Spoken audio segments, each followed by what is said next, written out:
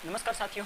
देखिए, आपने जिस प्रकार से छोटे जो संख्या होती हैं उस संख्या में जिस प्रकार से आप सामान्य संख्या दे रखी होती है उसका तो एचसीएफ निकाल सकते हैं, पर आपके पास में एचसीएफ ज्ञात करना है फ्रैक्शन यानी कि कोई भी भिन्न संख्या दे रखी है, भिन्न संख्या का एचसीएफ कैसे निकालते हैं चुटकियों में अभी बताते हैं। देखिए, हमारे पास में जैसे लिखा हुआ है 2 बटा हमारे पास में लिखा हुआ है 4। अब लिखा हुआ है मेरे पास में, अब भैया लिखा हुआ है 3 बटा लिखा हुआ है 7। अब देखो इसका एचसीएफ कैसे ज्ञात करेंगे, इस दोनों फ्रैक्शन वैल्यू का एचसीएफ निकालना है तो कैसे ज्ञात करेंगे। तो यहाँ पे आपके पास में एक फॉर्मूला होता है। देखिए, यहाँ पे एचसीएफ लिख दीजिए, कोई टेंशन नहीं, यहाँ पे एचसीएफ लिख दीजिए। अब मेरे पास में भैया यहाँ पे बताइए कि यहाँ पे ऊपर वाली संख्या, यहाँ पे देखिए एचसीएफ ज्ञात कर रहे हैं तो यहाँ पे भी आपको क्या लिखना है, एचसीएफ लिखना है, कोई दिक्कत किसी को नहीं होगी।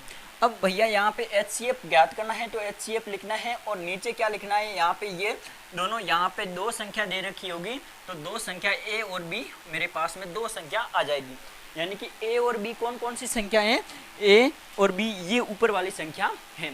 अब क्या होगा कि जिस प्रकार से मेरे पास में लिखी हुई है नीचे वाली संख्या, नीचे वाली संख्या का आपको एलसीएम ज्ञात करना है।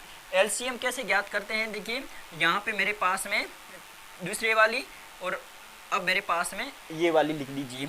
अब देखिए भैया कि यहाँ पे ये तो कर दिया आपने एचसीएफ, अब कैसे ज्ञात करना है। देखिए, अपने पास में ये ध्यान होना चाहिए कि जिस प्रकार से कोई भी संख्या में किसी भी संख्या का भाग नहीं जाता है तो उसका एचसीएफ हमेशा कितना होता है, उसका एचसीएफ हमेशा कितना होता है, 1 होता है। मैं पूछूं कि मेरे पास में 2 और 3 का एचसीएफ कितना होता है। अब 2 और 3 में ऐसी संख्या बताइए छोटी से छोटी जिसमें दो संख्याओं में उसको तुरंत विभाजित करता है, तो आप बताओगे सर 1 ही होगा।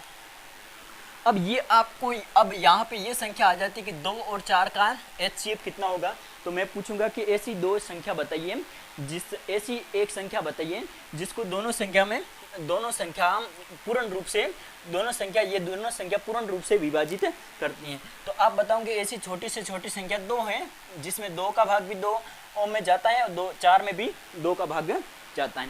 अब क्या होता है कि मेरे पास में जैसे ये फ्रैक्शन वैल्यू लिखी हुई है, एचसीएफ ज्ञात करना, सबसे पहले एचसीएफ लिख दिया, उसके बाद में नीचे आपको एलसीएम लिखना है सूत्र के हिसाब से।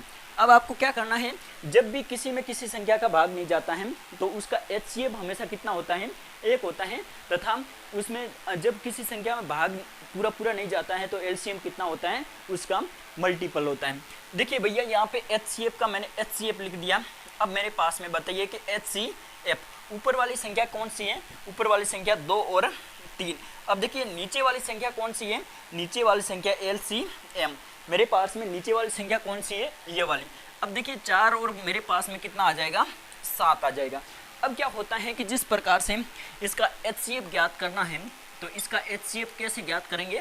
देखिए, किसी भी संख्या में यहाँ पे ऐसी संख्या बताइए छोटी से छोटी संख्या जिसमें दोनों पूर्णतः विभाजित करती हैं, तो 2 और 3 को विभाजित करने वाली एक ही संख्या है, मतलब उसका जो एचसीएफ होगा वो 1 ही होगा। तो मेरे पास में यहाँ पे उसका ऊपर वाला 1 हो गया। अब देखिए नीचे वाले का एलसीएम कैसे ज्ञात करते हैं, जब किसी संख्या का भाग नहीं जाता है तो उसका एचसीएफ कैसे होता है, उसका मल्टीपल होता है। यानी कि कितना हो गया, 4 7 28, ये मेरे पास में आंसर है इसका।